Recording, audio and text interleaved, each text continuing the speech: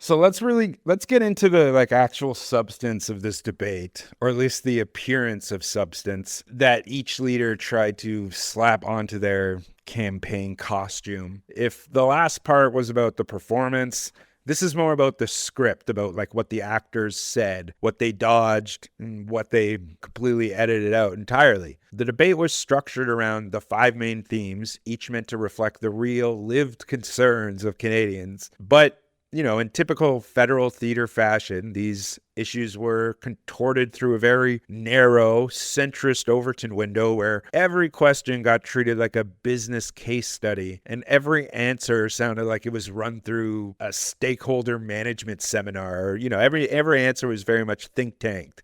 The segment on tariffs and trade really much should have been a layup for nuance, but instead it played like 3 different flavors of posturing and one regionalist, which, don't get me wrong, I'm in no way against the Bloc Québécois participating. I think that's the way that the makeup of the politics in Canada works. If you don't understand that, you just simply don't understand the history of Canadian politics. And it's so funny too, because there was somebody on the CBC after the debate that they interviewed who said they didn't understand why Blanchet was even involved in the interview. And it's just like, it's so funny. I hear people saying just a fundamental misunderstanding of how Canada works. This idea of like each province having its own autonomy and this debate coming up with the French language and things like that. It's just so funny how people in other provinces see Quebec and how Quebec has autonomy and thinks that every other province also has the same autonomy, when that's, again, fundamentally not how it works. Quebec has its own legal system, its own charter. Every other province is governed by the Canada Charter. Quebec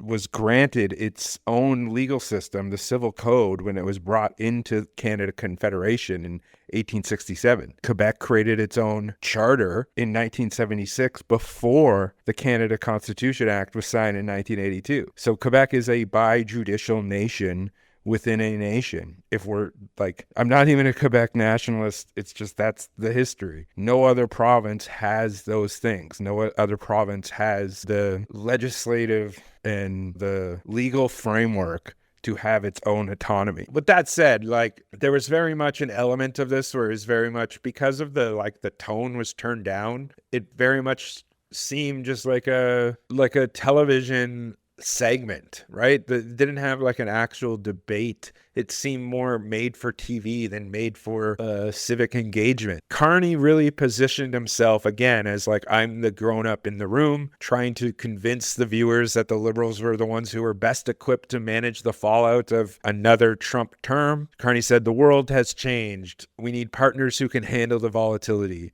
And that we that he's saying, is doing a lot of heavy lifting, because he's mostly referring to financial institutions, corporate exporters, and obviously his friends at Brookfield Asset Management. Poilievre, predictably, took the low road, calling Canada weak under Liberal leadership and trying to trade stagnation to his favorite punching bag, high taxes, carbon pricing, and what he calls the anti-energy agenda. He trotted out pipelines basically as the magic bullet for everything from inflation to the question of national unity. And then Singh played the outsider card. He called Trump's economic policies a betrayal and advocated for economic independence through social spending. It was a rare attempt at framing trade through the lens of working class struggle, but it was totally buried under Carney and Poilievre's pissing match.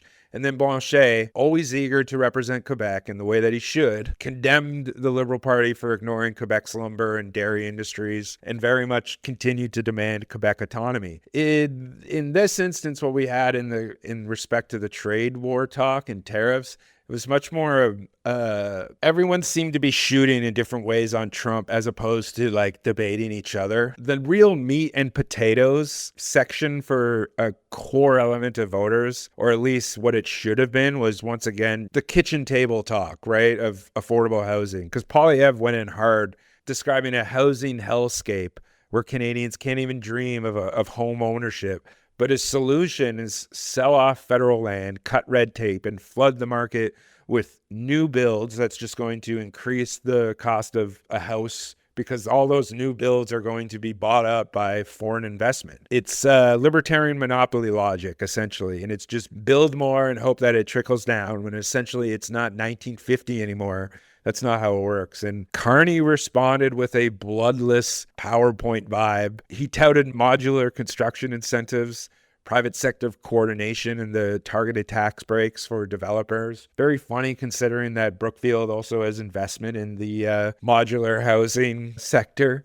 And then Singh, I feel like one of his best moments here, he channeled actual anger towards corporate landlords and price gougers and the pharmaceutical lobby. He proposed price caps on essentials and a ban on corporate landlords, which is like, hear, hear, man. But again, the most bold ideas that he had here were framed as moral appeals rather than any type of strategic imperative, which made them very much easy to brush aside, ignore, or again, just see him as like a pie in the sky idea. And then Blanchet, you guessed it, more Quebec exceptionalism, as he should, very much emphasized like the tax reform thing to benefit seniors, and called for measures tailored to the Quebec-specific demographics, which is always just a backdoor way of pushing ethno-nationalism. The gloves really came off in regards to public safety. That's very much where the fascist dog whistle started. Poilievre clearly trying to own the law and order lane, the blood and soil type right wingers pledging to introduce a 3-strike rule, imposing life sentences for multiple murderers, and using the notwithstanding clause to override the Supreme Court if necessary. And he painted a picture of Canada, particularly Toronto and Vancouver, as a dystopian wasteland where repeat offenders run free because the Liberals just allow it. Carney pushed back. He called Poilievre's plan a direct threat to the Charter, and then tried to meet him halfway with pledges for more border guards, tougher cops, more surveillance infrastructure, technocracy with a badge, essentially. And it's a great way for Carney to position himself as right of center in contrast to Poilievre. And then Singh attempted to reroute the discussion by talking about prevention over punishment. He called for, RCMP reform, Indigenous-led policing, mental health funding. But again, once you're in a debate where the main argument is about how long to jail someone and who we need to override to do it, talking about systemic causes and like the root problems of things, it's really like you're, a guidance counselor at a police union rally. Blanchet, once again, turned the argument towards immigration, saying that the fentanyl crisis was straining Quebec's resources, and then called for more Quebec control over the borders, which again, backdoor ethno-nationalism. The next part was about energy and climate, and this section, probably the most perverse, in my opinion. Everyone claimed to care about the environment one way or another while also pushing some form of fossil fuel expansion. Singh was really the only one to outright oppose public subsidies for pipelines, as he proposed a national east-west clean energy grid, but it was ambitious but underexplained, not to any fault of his own, simply because Pékin, again, just brushed it off. And Poilievre, in contrast, he presented the LNG exports as a form of global emissions reduction, which is a line that is straight out of the oil lobby's press releases. He also blamed Bill C-69 for sabotaging Canadian energy independence. And then Carney, as he does, he tried to walk this middle path. He talked about maximum force approvals for energy projects that have Indigenous partnerships. His climate pitch was more of like a blend of this green rhetoric, but with investor confidence, carbon tax that polluters can write off in their tax reports. And then Blanchet, one of his key moments in this whole debate, really dug into Quebec's right to refuse any pipeline infrastructure. He accused Carney of coercion masked as consensus. And if there was a drinking game or a hydration game for Blanchet saying Quebec deserves blank, we'd all be under the table by now. And again, it's just so funny how everything that he says, everything that he frames, anything that he frames that is progressive is through the lens of Quebec nationalism. So it becomes more and more irredeemable the more that he talks. And it's the classic Quebec being right for the wrong reasons. And it's the way that it is. And this is my view, right? Absolutely not an endorsement of the Bloc in any way. But my view is that in the current dynamic, because of the conditions and the cynical nature of our politics. If we have to get progressive views from places that are not actually progressive, but they're in this unintentional way to gain popular support, that's what we have to hold on to, because that's, in an ideal world, of course we would have political figures that were talking about principled things for the right reasons, but we don't live in that world. We live in this one, and we live in this world where the guy who is has the most principled and progressive talking points at times on that stage is coming from a place that is detached from the place that most people who believe those things, and it's just hilarious to see, because I admire his ability to walk that line just as, I guess, as a performer. Other people will say, well, that's because he's a fucking slime ball, and I'm not saying he's not a slime ball. I'm just saying that's how you do good politics, especially in this country. It's just the way it's like a marketing strategy. And as someone who's an art school dropout who spent some time in advertising and marketing, I see, it doesn't, not anybody can do it. And for whatever reason, it's something that I think is just interesting. And that's the thing, is that his appeal is really what gets people there. And then as soon as you listen to even just a little bit more, you're like, oh no. But I feel like it still serves a purpose, because it gets people thinking and it gets people understanding the dynamic better. So the part about leadership in crisis, this was the most abstract of these themes,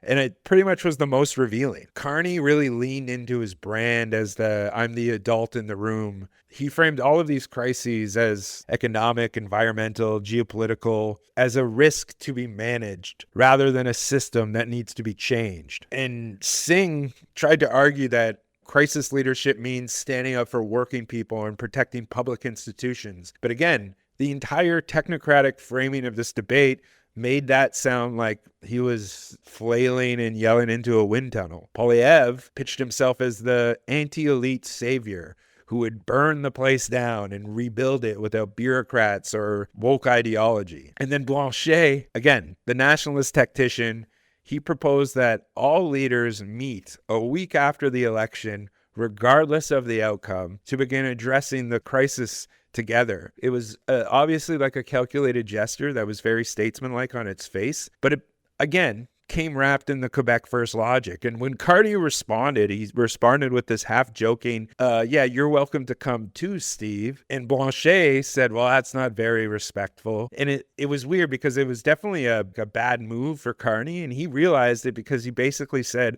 I'll come in French to him. In what looked like a call to unity from Blanchet, quickly exposed the tension between federal leadership and Quebec autonomy. And that's the thing for Blanchet, Quebec's status as a quote-unquote nation, it means that it shouldn't just be invited to the table. It should be setting its own agenda. And in a crisis, the Bloc's answer isn't a collective governance. It's a strategic distancing, which it might not be best for Canada, but it's best for Quebec, and that's his job. So I feel like people just fundamentally don't understand that. And again, not an endorsement. I'm just trying to explain the dynamic so people can understand it more, rather than just saying like, why is this fucking Quebecer on the stage? But yeah, that's him just being savvy in his politics. And then the big story about all this was so much of what was not said. The loudest part of the night was the silence. I feel like Indigenous issues were talked about, but in a very passing way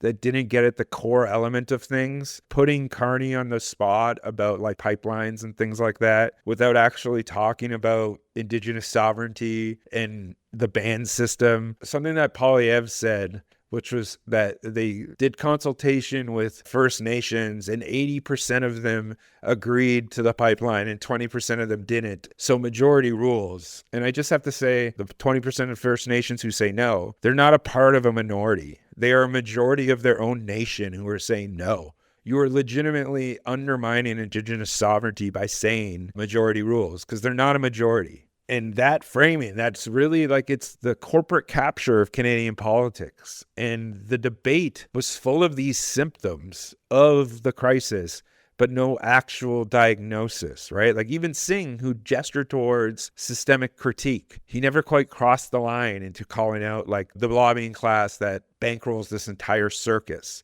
So while the debate was obviously a million times better and like actually tolerable in comparison to say like Trump Harris, and it seemed to span like a very wide ideological spectrum, it's also very tightly managed, and it was an exercise in avoiding any type of real structural critique. Every issue was framed in a way that made radical reform seemed like a silly delusion, and consensus on the capitalist team was common sense realism. And I guess you could call that a debate, but it felt more like a sales pitch, one where everyone is just being told this is the way that things are going to go. You don't even need to agree because your voice will be heard, but the dominant voices will have the say in the overall system because that's the way it works in this flawed Westminster first past the post system. And that's essentially where we're at.